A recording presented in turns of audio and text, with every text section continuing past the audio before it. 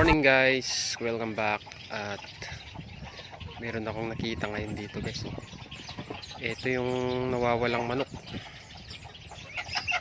So hindi pala siya talaga nawawala. Ayun siya. Lumabas na siya at saka may kasama na siyang mga sisiw. Ayun. So isa lang ibig sabihin yan. Yung buong panahon na nawawala siya, naglilimlim na pala siya. Ayun na yung mga sisiw niya. Sundan natin guys.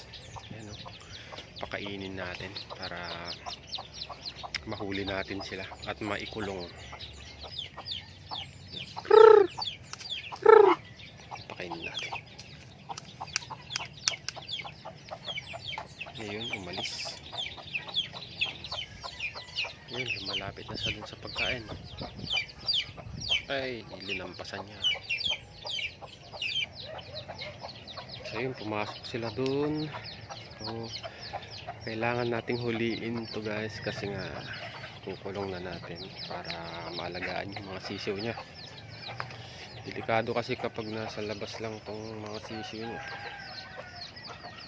Dadagitin lang yan ng itong mandaragit. Paano bang gagawin dito?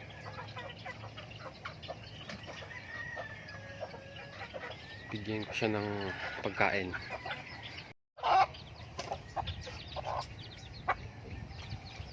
So yun, tinuturuan niyang kumain.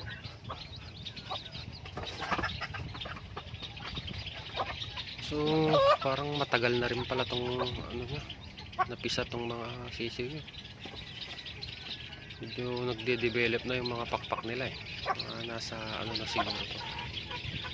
4 na araw. Kailangan mahuli ko to.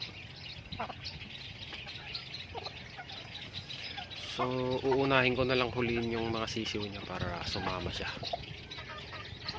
So ito guys, nahuli ko na silang lahat. Ito. Pahirapan paghuli dito. Hindi ko na na-video. So ayan na yung 5. Ikukulong ko ulit to guys. Yan. Katulad nung nakakulong doon. 3 weeks. Pwede ko nang pakawalan to sa bukas siguro. Ayan. Pwede ko nang hihiwalay yan. 3 lang yung nabuhay. Bali 5 yan. 3 lang. So ito na guys, dito ko na ulit sila ikukulong. Ayan.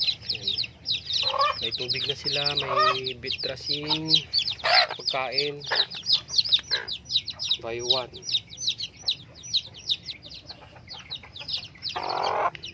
Oh, yan.